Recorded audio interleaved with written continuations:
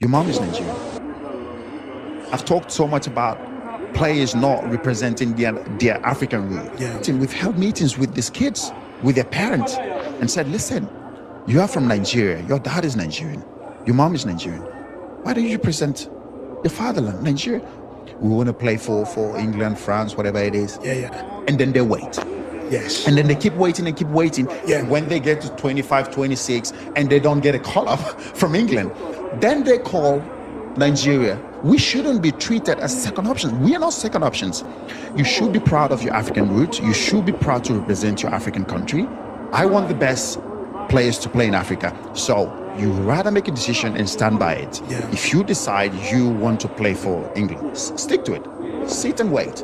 If you don't get a call up, you don't get a call up. But don't wait until 29, 30, you've passed your best, whatever it is. Then you're, oh, Nigerian FA, I'm ready to play for you now. Hello, my good people. Was Mikel would be right when he said that African players that were born abroad or playing soccer abroad should not treat African countries like women treat men in their friend zone. I mean, when these people, they don't want to, they make Africa the second choice. You know, they don't want to play for Africa until when they see that the people where they were born, this foreign country doesn't want to, call them up, to play for them. Now they're going to realize that Africa is there. They're making Africa a second choice. And they see Mikel is voicing his concern about it. But I think that some things like this have a nuance to it. You know what I mean? Because when we see what is happening in Africa, I love Africa, I want Africa, everything good to go to Africa. But when we see some stuff that goes to happening in Africa, sometimes you don't blame our African players much for playing for a different country or not playing for Africa, not making Africa their number one. First of all, when you look at how Africa treated their players, they are retired players, different countries treat them. It is nothing to write them about. I'm telling you the fact. When people play for their own country and they are not playing anymore, some African countries don't treat them good after their retirement. This is number one point. Second point is the way some African countries, run their football. They run their team. I remember, I heard this from a grapevine rumor that Mbappe wanted to play for, the dad wanted him to play for Cameroon because the dad is from Cameroon. But when he approached the Cameroon FA, they wanted a bribe, to bring it for Mbappe to play for Cameroon. The man wanted a bribe from him. That's the rumor I had. I have not verified this rumor, but there might be element of truth there because in other African countries, stuff like this happens as well. It's not something that is unheard of.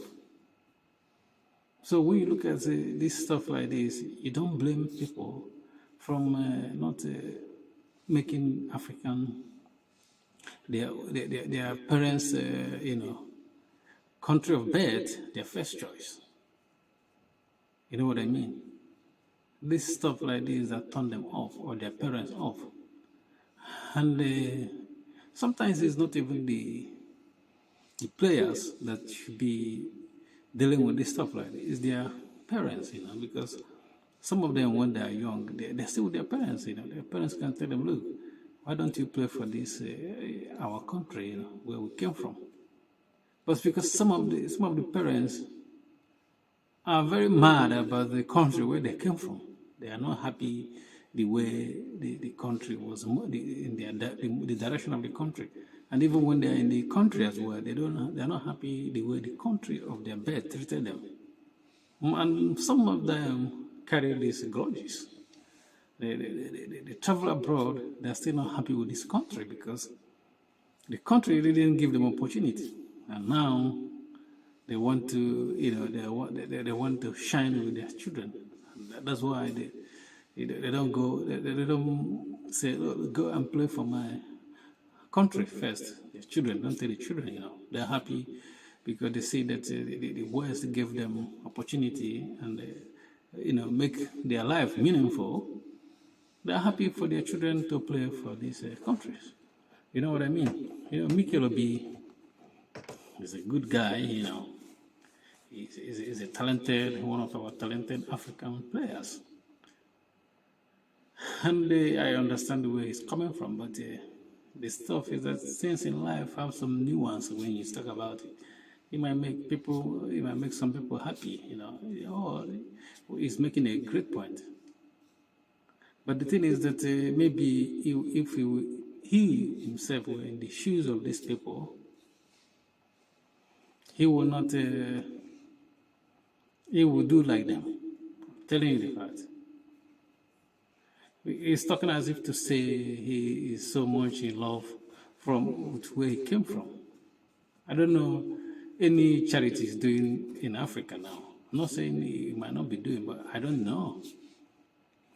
I don't know if we have an soccer academy in Africa. I saw him in Real Madrid stadium last time.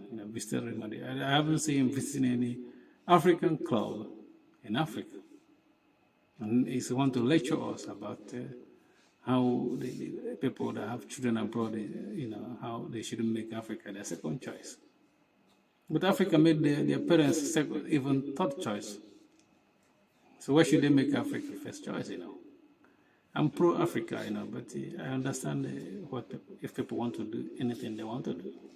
You can't tell people how to live their life. You know what I mean? Thank you for watching. Please don't forget to subscribe to our YouTube channel, like our video. Peace.